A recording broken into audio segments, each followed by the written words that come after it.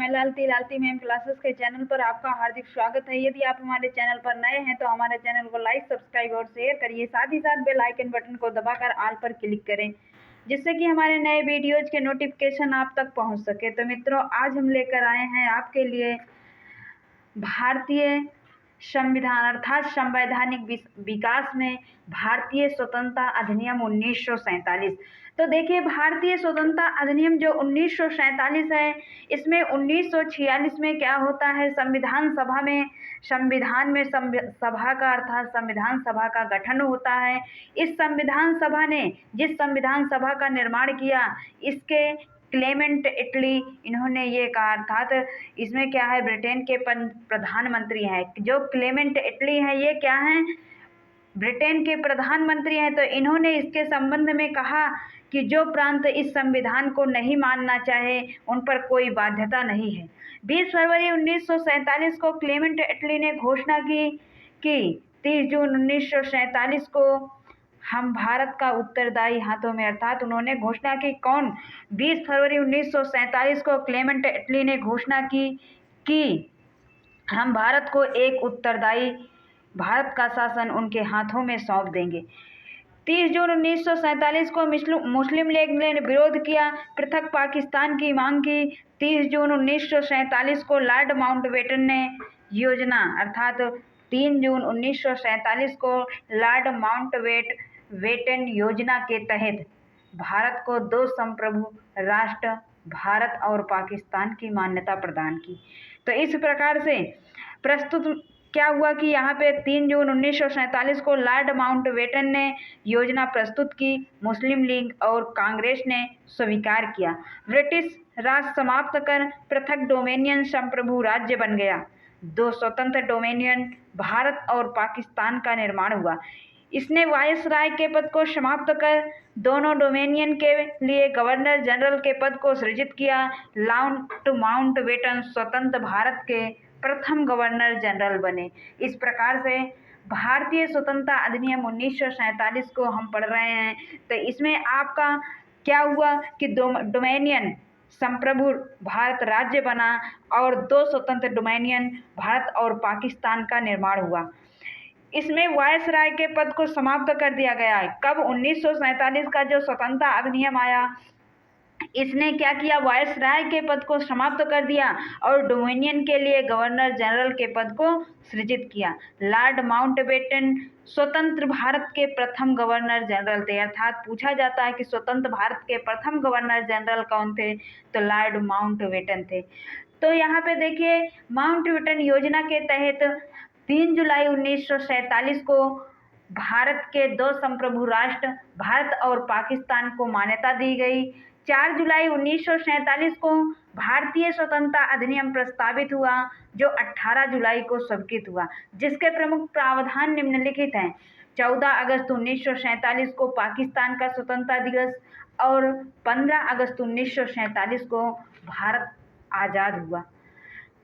भारत का विभाजन कर उसके स्थान पर भारत तथा पाकिस्तान नामक 2 अधिराज्यों की स्थापना हुई। उसके बाद क्या होता है कि दोनों अधिराज्यों को यह स्वतंत्रता होगी कि वह राष्ट्रमंडल के सदस्य बने रहें या उससे अलग हो जाएं। जब तक प्रांतों में नए चुनाव नहीं कराए जाते, उस समय तक प्रांतों में पुराने विधानमंडल कार्य करते रहेंगे। देशी रियासतें या 2 भारत, अर्थात देशी रियासतें या 2 भारत या पाकिस्तान में सम्मिलित हो जाएं या फिर स्वतंत्र रहते हुए अपना स्वतंत्र अस्तित्व रख सकते हैं। संविधान सभा तात्कालिक रूप से विधानमंडल के रूप में कार्य करेगी। नए संविधान के निर्माण तक 1935 के भारत शासन अधिनियम द्वारा चलेगा। पंडित जवाहरलाल नेहरू के नेतृत्व में स्वतंत्र भारत के प्रथम सरकार का गठन हुआ और स्वतंत्र भारत के प्रथम विधि मंत्री डॉक्टर भीमराव अंबेडकर को बनाया गया। तो इस प्रकार से 1947 में, अर्थात 24 अगस्त 1946 को अंतरिम सरकार का गठन किया गया। वायसराय इस कार्य प्रणाली परिषद के अध्यक्ष तथा पंडित जवाहरलाल नेहरू को उपाध्यक्ष बनाया गया।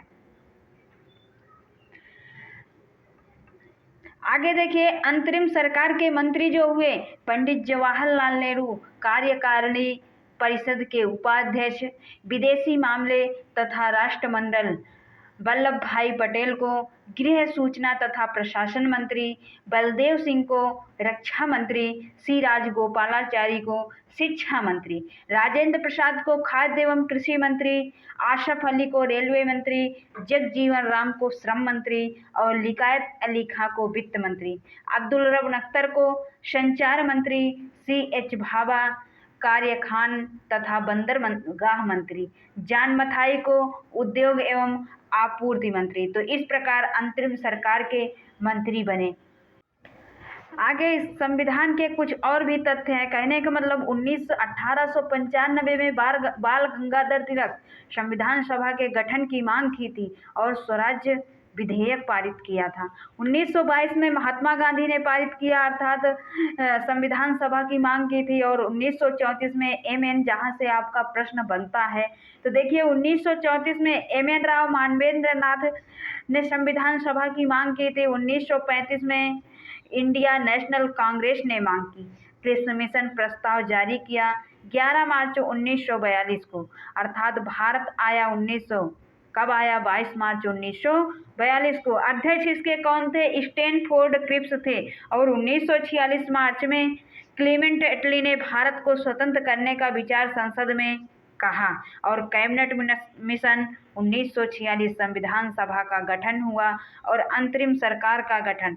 सदस्य इसके 3 लोग थे, AB एलेक्जेंडर, पैट्रिक लॉरेंस और स्टैनफोर्ड क्रिप्स। ये क्या थे, कैबिनेट मिशन के अध्यक्ष। जो पैट्रिक लॉरेंस थे, ये कैबिनेट मिशन के अध्यक्ष थे।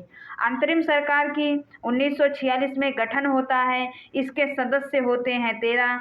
यहाँ पे लॉर्ड वेवेल अध्यक्ष होते हैं और पंडित जवाहरलाल नेहरू उपाध्यक्ष होते हैं। जो आपका बताया गया कि 1946 में 24 अगस्त 1946 को अंतरिम सरकार का गठन किया गया और वायसराय इस कार्यकारिणी परिषद के अध्यक्ष, अर्थात वायसराय कौन थे, लॉर्ड वेवेल वायसराय थे, ये अध्यक्ष थे और पंडित जवाहरलाल नेहरू उपाध्यक्ष थे। संविधान सभा के 3 मुख्य क्षेत्र थे। संविधान सभा में 3 मुख्य क्षेत्र से, एक ब्रिटिश भारत था, दूसरी कमिश्नरी क्षेत्र था और तीसरा देशी रियासतें था। तो ब्रिटिश भारत से 292 चुनाव और कश्मीरी क्षेत्र से अजमेर, दिल्ली, कुर्ग और बलूचिस्तान में 4 चुनाव के, अर्थात देशी रियासतें में 93 सीटें थी। हैदराबाद से मनोनीत किया गया था। तो इस प्रकार से आपका ये अंतरिम सरकार के गठन में हुआ था। और फर्स्ट बैठक, जो पहली बैठक हुई थी 9 दिसंबर 1946 को, जिसके अस्थायी अध्यक्ष, अर्थात संविधान सभा की पहली बैठक 9 दिसंबर 1946 को अस्थायी अध्यक्ष जो संवैधानिक सलाहकार के रूप में BN राव को और अस्थायी अध्यक्ष डॉक्टर सच्चिदानंद सिन्हा को। आपकी दूसरी संविधान सभा की दूसरी बैठक 11 दिसंबर 1946 को, जिसके अस्थायी अध्यक्ष डॉक्टर राजेंद्र प्रसाद जी थे। आपका तृतीय बैठक होता है 13 दिसंबर 1946 को, जवाहरलाल नेहरू की अध्यक्षता में उद्देश्य का प्रस्ताव जारी किया जाता है और 24 जनवरी 1950 को अंतिम बैठक होती है। जनवरी से अक्टूबर 1947 में संविधान सभा का निर्माण हुआ। अनुच्छेद 395 है, भाग 22 अनुसूची 8 पहले उसमें रखा गया और पेश किया गया कहाँ पे, इस प्रकार पेश किया गया संविधान के सामने, अर्थात इतने अनुच्छेद, अर्थात संविधान में 395 अनुच्छेद बनाया गया, उसके भाग 22 बनाए गए, अनुसूची 8 बनाई गई और उसके बाद में इसे पेश किया गया संविधान सभा के सामने। आगे आपका जो संविधान सभा पढ़ा गया है, बहुत ही कभी कभी प्रश्न आपका बन जाता है कि संविधान को कितने बार पढ़ा गया, तो संविधान को 3 बार पढ़ा गया संविधान सभा के सामने। कहाँ के, किसके सामने, संविधान सभा के सामने। प्रथम बार पढ़ा गया 4 नवंबर 1998 और से 9 नवंबर 1948, अर्थात 4 नवंबर 1948 और 9 नवंबर 1948 को। दूसरी बार पढ़ा गया 15 नवंबर 1948 और से 17 अक्टूबर तक।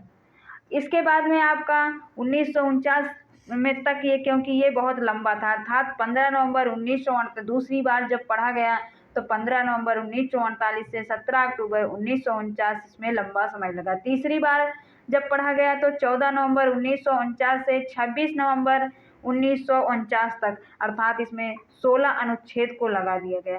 संविधान के निर्माण में 2 वर्ष 11 माह 18 दिन लगा। 24 जनवरी 1950 को संविधान सभा अध्यक्ष डॉक्टर राजेंद्र प्रसाद जो भारत के प्रथम राष्ट्रपति बने।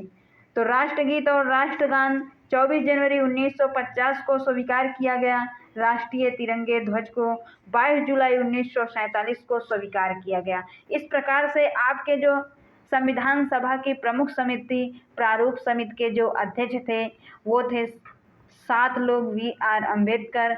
मौलिक अधिकार के जो अध्यक्ष थे सरदार वल्लभ भाई पटेल अल्पसंख्यक के, और झंडा समिति के डॉक्टर राजेंद्र प्रसाद और रियासत समिति के भी डॉक्टर राजेंद्र प्रसाद, संघ समिति के पंडित जवाहरलाल नेहरू और प्रांतीय संविधान समिति के जो अध्यक्ष थे वो थे सरदार वल्लभ भाई पटेल। तो इस प्रकार से आपके अंतरिम सरकार के मंत्री हुए और संविधान सभा की जो प्रमुख समितियां बैठी थी उसमें प्रारूप समिति के अध्यक्ष भीमराव अंबेडकर थे, 7 लोगों से मिलकर बनी थी। मौलिक अधिकार के अध्यक्ष थे सरदार पटेल, झंडा समिति के अध्यक्ष थे डॉक्टर राजेंद्र प्रसाद, रियासत के भी डॉक्टर राजेंद्र प्रसाद, संघ संविधान समिति के पंडित जवाहरलाल नेहरू, प्रांतीय संविधान समिति के सरदार वल्लभ भाई पटेल थे। तो इस प्रकार से भारत के राज्य और केंद्र शासित प्रदेश किस प्रकार से गठित हुए थे, तो पहला आपका आया था एस.के. धार कमेटी के अध्यक्ष शुभेंद्र। 1948 में इसका गठन हुआ था और परिणाम ये था कि 1948 प्रशासन के आधार पर विभाजित कर सकते हैं, भाषा के आधार पर नहीं। दूसरी कमेटी आपकी जब बैठी थी राज्य और केंद्र शासित प्रदेश के संबंध में, तो JBP समिति, इसका गठन 1948 में हुआ था। जवाहरलाल नेहरू और पट्टाभी सीतारामैया इसके अध्यक्ष थे। भाषा कुछ भी नहीं थी, राष्ट्रीय एकता अखंडता सुरक्षा के आधार पर किया जा सकता है, अर्थात भाषा के आधार पर नहीं, राष्ट्रों का जो विभाजन राज्यों का होगा वो राष्ट्रीय एकता अखंडता सुरक्षा के आधार पर किया जा सकता है। उसके बाद में 1953 में मद्रास प्रांत के लोग अलग क्षेत्र के लिए हड़ताल कर रहे थे। इस राज्य के एक नेता श्री रामलला पट्टी 56 दिनों की भूख हड़ताल की थी एवं मृत्यु हो गई थी। तो 1 अक्टूबर 1953 को आंध्र प्रदेश का गठन राज्य भाषा के आधार पर, अर्थात भाषा जो थी तेलुगु थी, इसके आधार पर इसका गठन हुआ। 1953 में गठन हुआ फजल अली समिति का गठन, और इसके सदस्य फजल अली, KM पाणिकर और HK कुंजरू, इन्होंने सहमति दे दी थी। इसके बाद में राज्य का पुनर्गठन होता है 1 नवंबर 1956 को, जिसमें 14 राज्य 6 केंद्र शासित प्रदेश निकल के आता है। पहला जो फर्स्ट गठन हुआ था आंध्र प्रदेश का 13वां राज्य था। आगे 15वां राज्य गुजरात 1960 में हुआ था। 16वां राज्य नागालैंड है जिसका गठन 1953 में असम से अलग हुआ था। 17वां राज्य आपका हरियाणा है जो 1966 में इसका गठन हुआ, पंजाब से अलग हुआ था। 18वां राज्य आपका हिमाचल प्रदेश है जो 1977 में गठन हुआ था और यह पंजाब राज्य से अलग हुआ था। 19वां मणिपुर है आपका, 19वां राज्य मणिपुरी, और 20वां त्रिपुरा और 21वां मेघालय है, और ये इनका गठन 1972 में हुआ था। 22वां राज्य आपका सिक्किम है, इसका गठन 1975 में हुआ। 23वां राज्य मिजोरम है और 24वां राज्य अरुणाचल प्रदेश है। 25वां गोवा है। तो इस प्रकार इनका 1987 में, कब इनका हुआ था, 1987 में गठन हुआ था। 26वां राज्य आपका छत्तीसगढ़ है जो 1 नवंबर 2000 को ये गठित हुआ था। 27वां उत्तराखंड है, 9 नवंबर 2000 उत्तरांचल से अलग हुआ था अर्थात उत्तर प्रदेश से। 28वां राज्य आपका झारखंड है, 15 नवंबर 2000 जो कि बिहार से अलग हुआ है। 29वां राज्य आपका तेलंगाना हो गया जिसमें 2 जून 2014 आंध्र प्रदेश से अलग हुआ था। तो इस प्रकार केंद्र शासित प्रदेश आपके हैं लक्षद्वीप, अंडमान निकोबार, दिल्ली, पुडुचेरी, चंडीगढ़, दादर नागर हवेली, आगे दमनदीप। तो 26 जनवरी 2020 को दमनदीप एवं नागर हवेली को एक में मिला दिया गया है। 31 अक्टूबर 2019 को जम्मू कश्मीर और लद्दाख को बना दिया गया है संविधान के इस प्रकार। आगे कुछ स्रोत भी हैं कि कहाँ से, जैसे ब्रिटेन और इंग्लैंड से संसदीय शासन प्रणाली और एकल नागरिकता ली गई है। तो इस पर वीडियो फिर अलग से बना देंगे। तो मित्रों, ये वीडियो अगर आपको पसंद आई हो तो वीडियो को लाइक करना, शेयर करना, अपने दोस्तों में शेयर ज़रूर करना, कमेंट बॉक्स में कमेंट ज़रूर करना और साथ ही साथ हमारे चैनल को सब्सक्राइब भी करना ना भूलना। धन्यवाद।